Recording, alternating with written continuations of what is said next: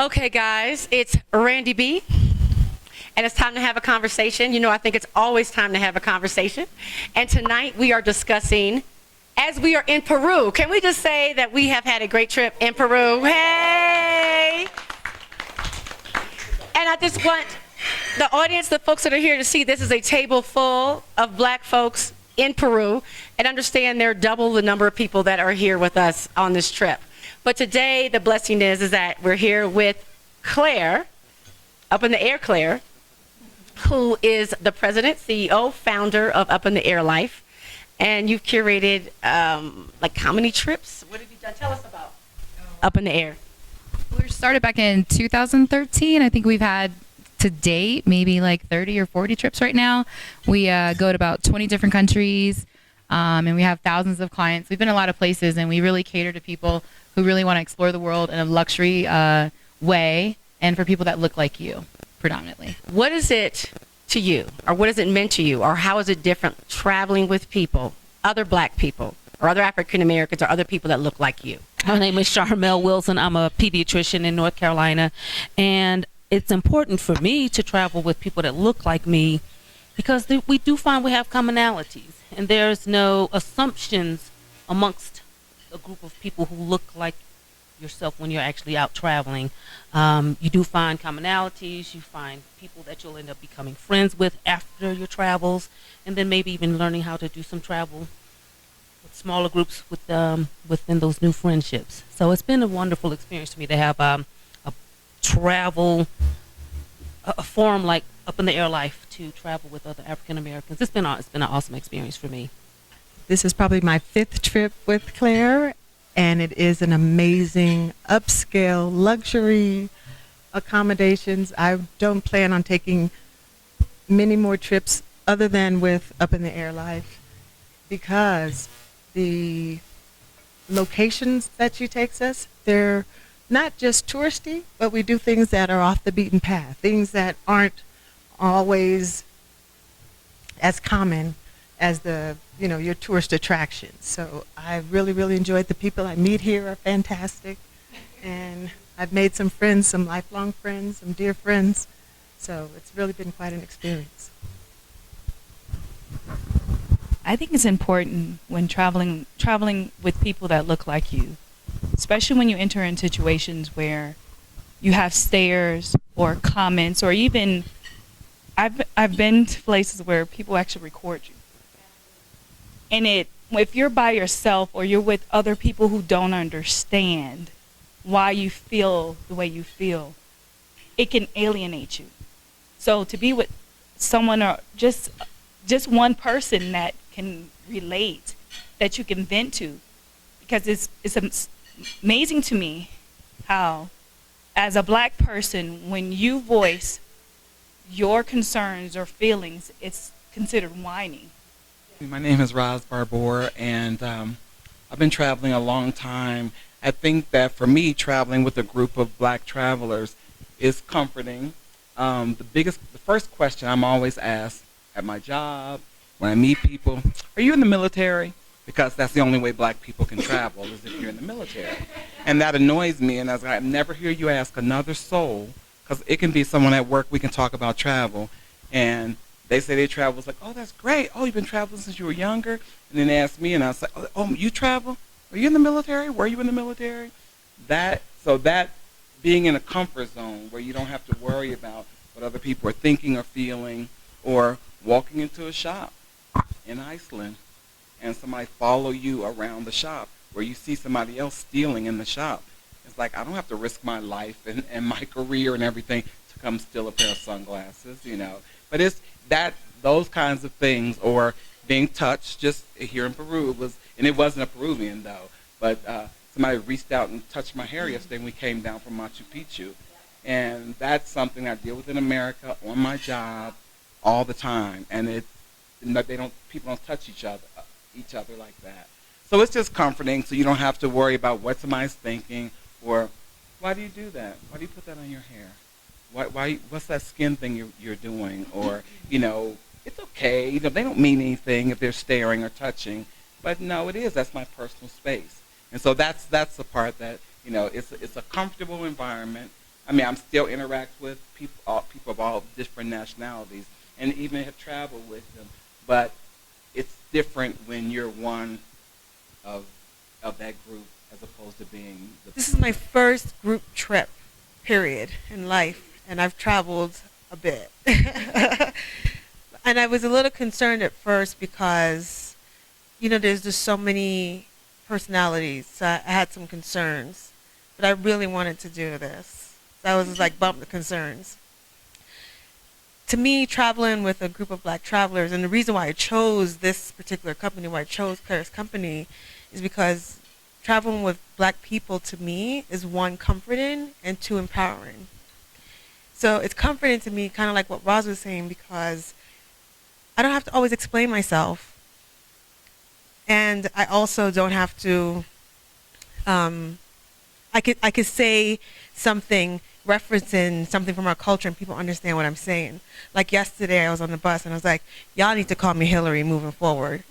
And I didn't have to explain who Hillary is. Because it just takes away from the moment. And so I like that people understand me and that I could feel comfortable. And sometimes I think even the way that we speak, right? So our tone or words or, that we use, people use it against us. So when we speak colloquially, they think that we're uneducated. When the question was raised about, I'm paraphrasing, traveling as African Americans, kind of sort of been doing that for a while because my dad worked for railroad chassis system, not international but domestic. And my first encounter, not unknowingly, with racism was when every summer we had cousins who lived in Mexico, and then they moved to Fort Huachuca, Arizona. So we would take the train, my mom and my two sisters. And so because we had the family pass, we were in first class. And so I remember, I think it's like being about 3 years old, there's this guy from Texas with a big hat on. He weighed 400 pounds, his wife weighed 80. And he said, oh, I see we got three black flies. And so I'm a kid, so I'm like, Mom, I'm looking like, where are the flies? And, her body language just changed. And when we got to the next city or whatever, she's on the phone with my dad, telling him what happened. And she didn't really, we never talked about it, and I think now, when I said it's part of the natural order, so to speak, for me on a personal level, it's just great to have that camaraderie. My name is Michael. I'm part of the baby boomer generation. Mhm. And family travel was just not a thing of the time back then. All my life I wanted to travel. I had the desires to travel. And one particular thing I wanted to do was to touch down on all 7 continents. I did know that there were 7. And because of up in the air life, I have now touched down on 6. And 7 is in the near future. But what I would like to express to those who do have a desire to travel, although up in the air life is first class luxury travel, you don't have to be rich to travel. That's what I've learned. Everybody's talking about this recent train trip that we were on, and we got in a conversation with some people, and it's like, I'm from Alabama. I'm like, I'm from Alabama. Where are you from? I'm from Birmingham. I'm from Hoover. My name is Dr. So-and-so, and I'm with my friend Dr. So-and-so. But I'm little old Michael. And I'm in first class. Hey! So I would just encourage those who do have a desire to travel is don't wait. Don't wait. All you have is right now. Right now. Do it. What I wonder, though, is I'm so happy you said that. I wonder if we have a fear because we think that travel is not for us. One thing, let me let people know is that we do, maybe not they didn't, but most of us paid on a payment plan, which was nice because you get a little bit taken out of it. But also, I think, okay, this may be a crazy opinion, but I'm just going to throw it out there and you guys react how you want to. I feel that we were taught when we were enslaved to be scared of everything. So even when I travel locally, people go to the same restaurants because it's where we go, right? And so it's a big deal for me to sometimes to convince my friends on a Friday night to try a new freaking restaurant. So much less say, let's go to Peru, let's go to Morocco, let's go here.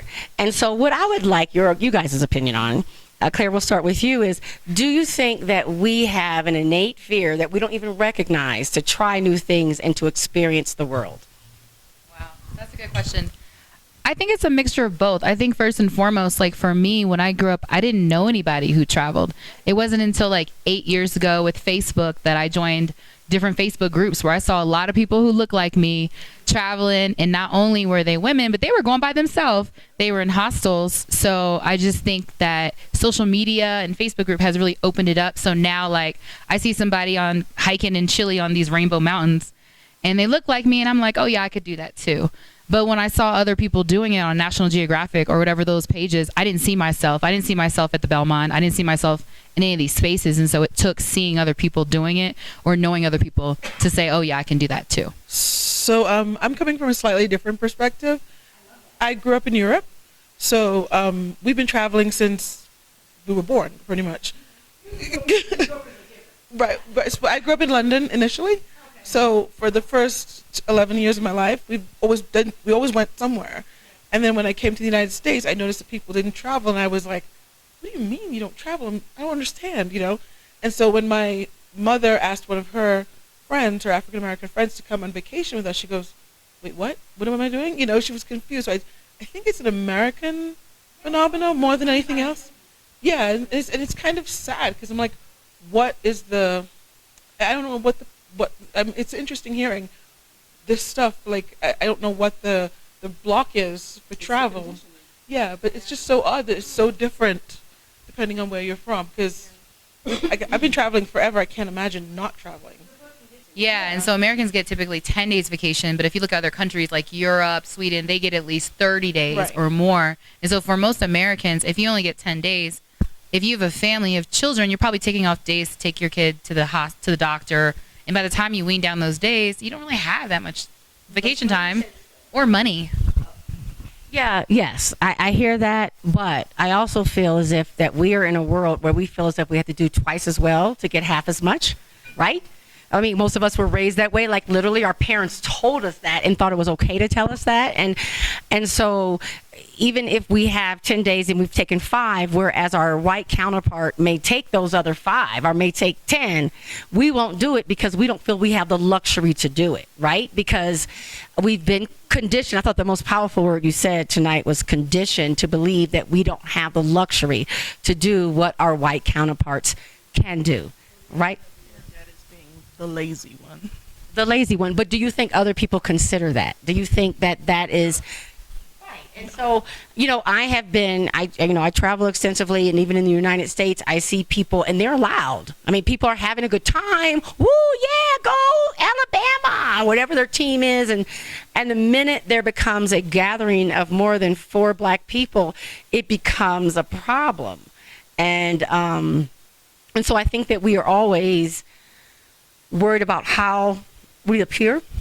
And that goes back, Shelley, to what you were saying earlier about vacationing with a group of African Americans. When you're on your job, I think part of your job, I think part of every black person's job, whether they are aware of it or not, is to code switch. Right? Right? Like that's a part of our job to like code switch. And so who wants to code switch when you're on vacation? Like on vacation, you want to say, okay, I'm going to put on my do-rag. Right? I'm going to twist my hair. No. Do they have hot sauce? Or like, what is your comparable hot sauce? Like, what is it? Like, because as much as I've traveled, I know what's comparable in every country of hot sauce, right? And so it may not be like, you know, what we got at home, but, you know, we're going to get some hot sauce. And so it's nice to not have to feel like we have to code switch. There's this immediate like, oh, okay. Ooh, okay, I could just chill out here, okay? I want some brown liquor, or I want some hot sauce on my scrambled eggs, or whatever it is, and that's nice.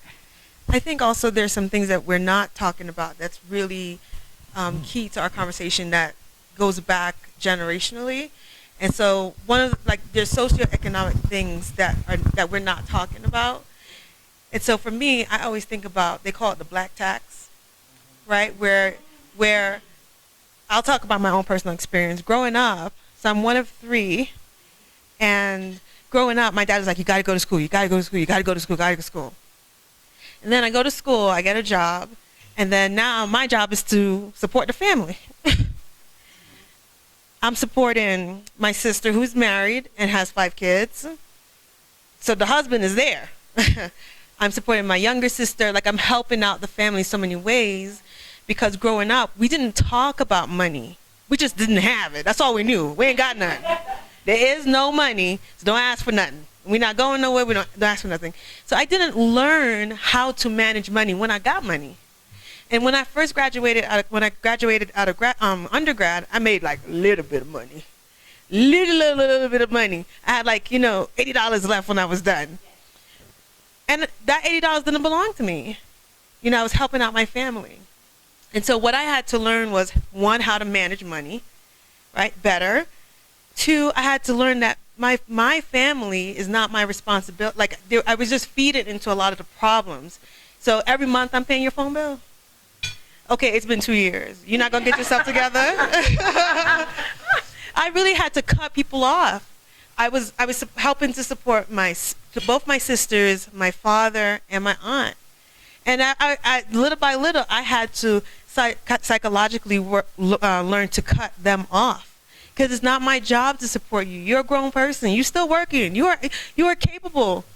And so once I started cutting them off, I was like, oh, I got $120 left. And then it was like, oh, I got $150. Like, it just kept going. And as I managed my money better, and this is something that we never talked about, as I learned to manage my money better, I just did better overall, right? So I live in a better neighborhood. I live in a better place. And I'm not stressed out and, thinking about how I'm going to pay stuff and, hundreds of thousands of dollars in credit card debt like I was before. And so that's something that we never spoke about growing up, that I think that we still need to address within our own community. The word you keep selecting, that all of us, I think, have touched on a little bit, is fear. And I just do believe that, we are fearful of living. We're fearful of living. My mom used to say to me, may she rest in peace, which is one of the reasons I travel. And she used to say to me that we've been convinced that heaven for us and happiness for us is not until we die. Soon and very soon and by, right? And she was like, I think that we got a little bit of heaven right here if we were willing to do it, but we've been scared to do it. And so, I really try, and this is why I wanted to have this conversation, to tell Black folks, my folks, all folks, not to be fearful, because we have a space here. We belong here. I see up the mic, and I'm hoping you'll talk, because she's the most prepared sister I know. And I'll be look, even if she don't want me to come with her, I'm coming with her on future trips. It's a little different because I cannot remember not having a passport. I have traveled since I was tiny because we've always lived in predominantly white neighborhoods. Yep. And if the neighbor was doing it, we doing it too, because I don't want my kids to ever be left behind. So for me, when people say like traveling, I'm like, I can't remember not having a passport and not going to places, because I've always been the only Black person. They're like, you have to learn to be a black pepper in a bowl of salt, and that's how you're going to live forever. And if you can be that black pepper and survive and stick out, you'll be fine. So I travel because I had aunts who I'd be like, where you going now? What country's that? And I'd look it up, like, I'm going to go there too. And I also travel now because I have nieces and nephews who, to them, it's like a thrill. And then, summer, they're all planning out, well, where are we going to go? Auntie O just went to here, so where are we going to go Auntie O, I like that. And so it breeds a sense of travel. And I think if you do it, show kids how to do it, it will make them feel comfortable and not stick out wherever they go. What you're saying is exactly right. That's what I mean by generational fear. We just keep passing the fear over and over again, which is I want to break it. This is what this is. Trying to break that generational fear. It's funny because I talk about my dad, who was from Texas, and we didn't travel and drive, but my mom was one of those women who got so sick of the way African Americans were being treated in our country that she fled to France. She was already a French major, and she like stayed in France. Like she was like the Josephine Baker of the world. And so when I was 14, Odessa, so I can relate, she, you know, I had all my life been with the ham sandwiches and the, you know, and the drinks going down to Texas at rest stops. But then suddenly she got me my passport. I traveled to Paris, and I was going every year and would go around Europe because, you know, when she came back, finally, she came back from Europe and married my dad. She was like, I want you not to have the fear. I don't want you to have and struggle the way I did and be and feel as strongly and abused as I felt. So she introduced the world to me as being bigger. And honestly, particularly recently, if I'm being honest, the world being bigger has very much helped me to get through a lot of crap, because if I just concentrated on the United States, I'd probably be like just nutso. And it's helped a lot.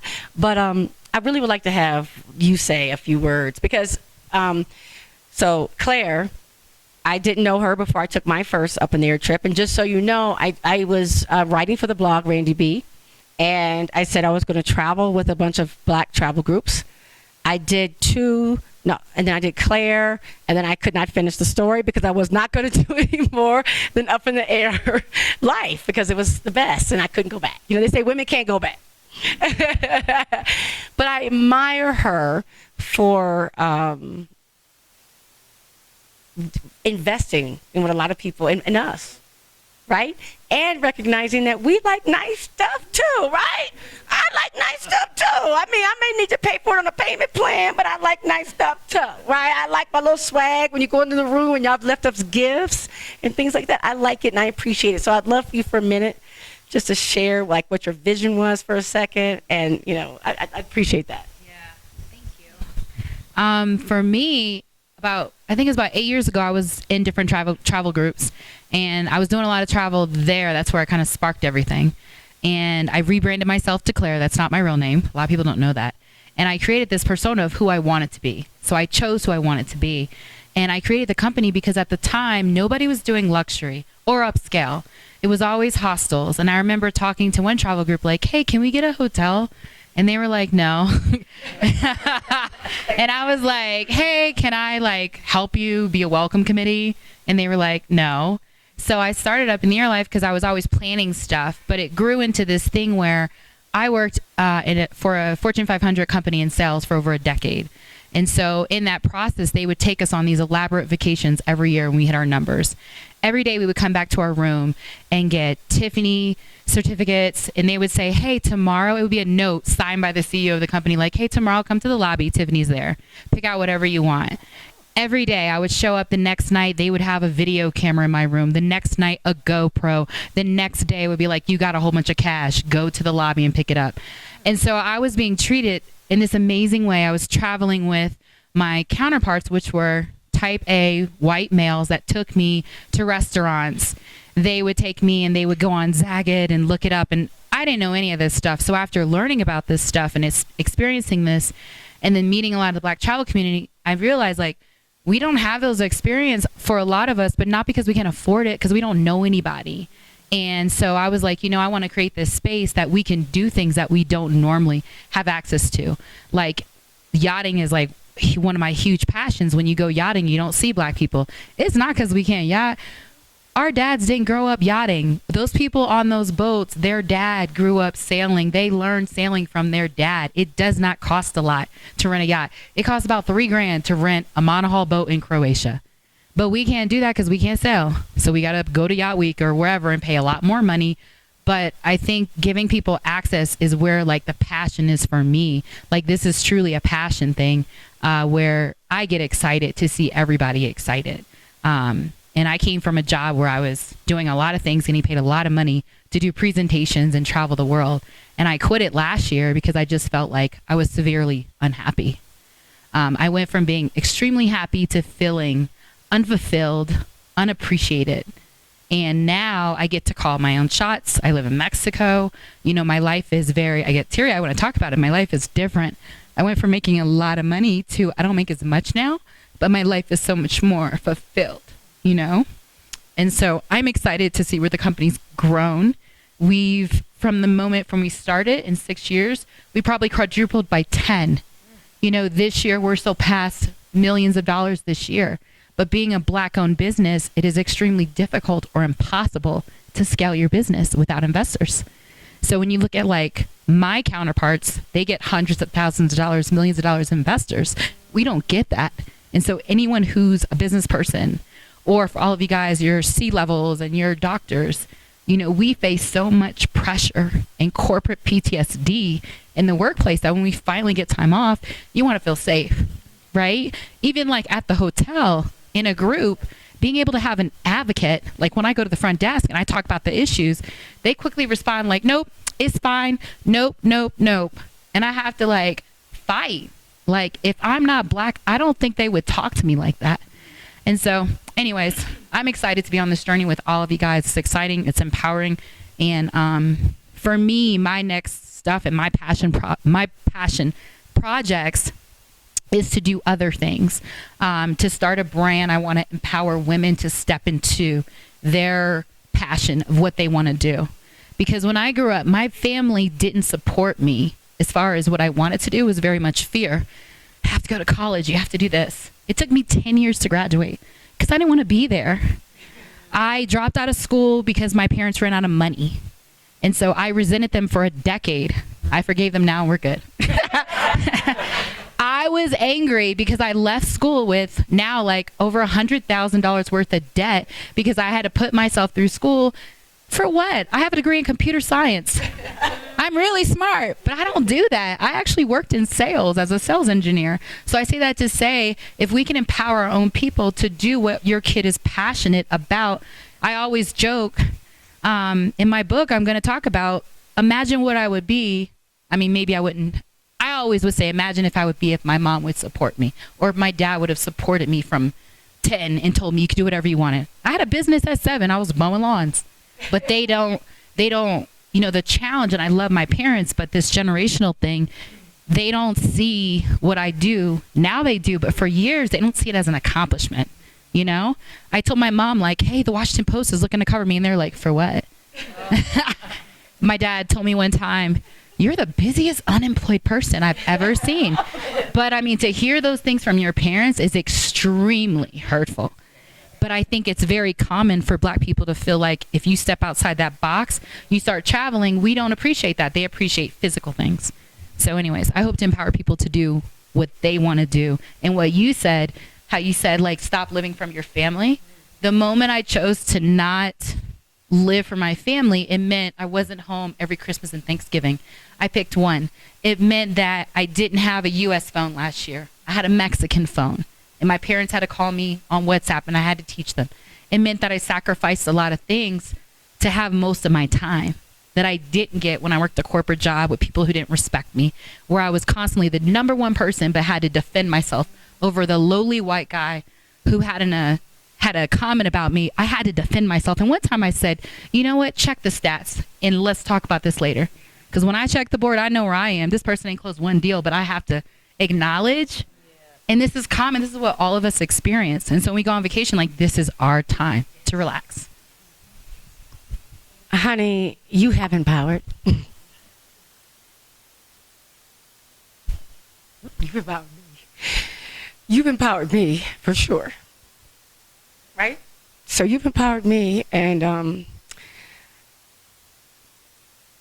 there is something about having a space to be with people who have experienced what you've experienced. And you can talk about it and feel okay. That is healing. And, you know, I wasn't able to put this conversation together to the last minute because of technical situations. And I told my friend, I was like, oh, no one's going to be able to come because we're going to tell them an hour before. And you guys showed up. Like, you showed up in Peru. The only thing I could, like, woo you in was like some sausages and like some sausages and stuff. And but this is what matters, is because first of all, we show the world, because there's so many like bad stereotypes that black folks don't show up for black folks, and y'all are here. Thank you. No, thank you, seriously, for being here.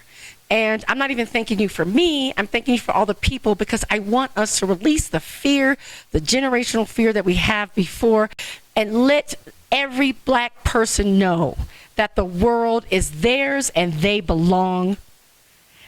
I appreciate all of you guys. This is Randy B. It's always time to have a conversation. Thank you so much. Thank you so much. Thank you so much.